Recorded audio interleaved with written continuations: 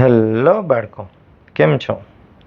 આજે આપણે ધોરણ 10ના સ્વાધ્યાય 14.1 એનો દાખલા નંબર 4 છે શીખવાના છીએ.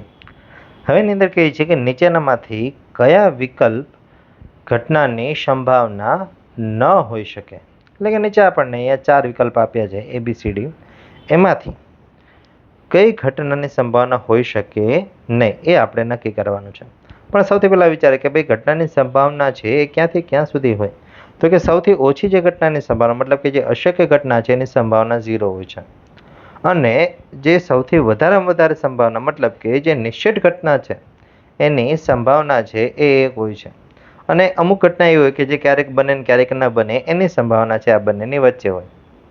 એટલે અહીંયા એવો અર્થ થયો કે ભાઈ સંભાવના છે એ કાં તો 0 હશે, કાં તો 1 હશે, અથવા તો 0 અને 1ની વચ્ચેના ભાગમાં હશે. એટલે કે આવી રીતના જો ઘટના હોય, સંભાવના હોય તો એ શક્ય છે. કાં તો 0થી નાની હોય તો પણ એ શક્ય નથી, અને 1થી મોટી હોય તો પણ એ શક્ય નથી. એટલે અહીંયા હવે આપણે ચેક કરીએ કે આપણા જે 4 ઓપ્શન છે એમાંથી કઈ ઘટના છે એની સંભાવના 0થી ઓછી છે અથવા 1થી વધારે છે.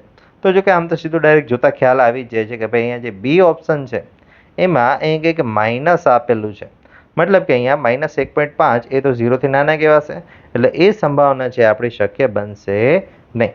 પણ એના સિવાયના બીજા 4 ઓપ્શન છે એના વિશે પણ વિચાર લઈએ કે ભાઈ અહીંયા જે સંભાવના છે એ આપી છે એમાં આપણને 2/3 કહે છે, મતલબ કે 2ને ધારો કે 3 વડે ભાગાકાર કરીએ તો 2ને 3 વડે ભાગાકાર કરશું એટલે કે 3 ને ઘડીએ 2 નહીં આવે એટલે 0 પોઈન્ટ અહીંયા 0 ઉતારીએ એટલે કે 3 છક 18, 2 વધશે પાછા 0 ઉતારી એટલે 3 છક 18, એટલે નિયરલી અબાઉટ અહીંયા 0.6666 એ અહીંયા સંભાવના મળી.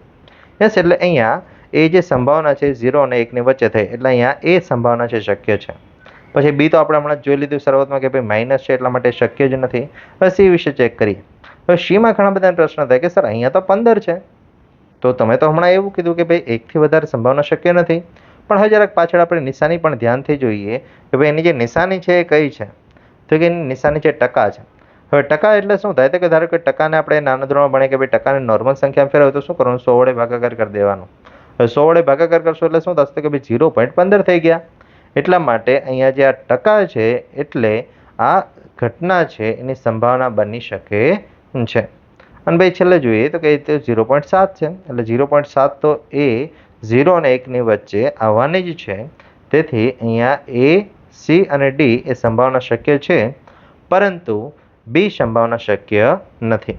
હવે આનો જવાબ લખવો હોય તો કેવી રીતે લખી શકાય એ જરાક જોઈ લઈએ કે ભાઈ આનો જવાબ લખવો હોય તો કેવી રીતે લખશું. તો હવે અહીંયા એના જવાબમાં આપણે લખી શકાય કે ભાઈ અહીં બી ઘટનાની અથવા તો બી સંભાવના શક્ય નથી અથવા તો ન હોઈ શકે,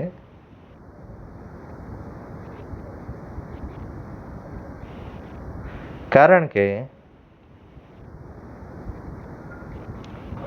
તે 0થી ઓછી છે.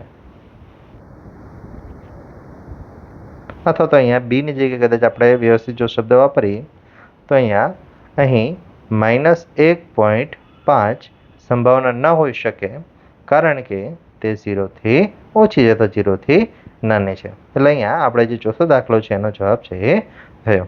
થેન્ક યુ બાળકો, મળીએ નેક્સ્ટ દાખલામાં.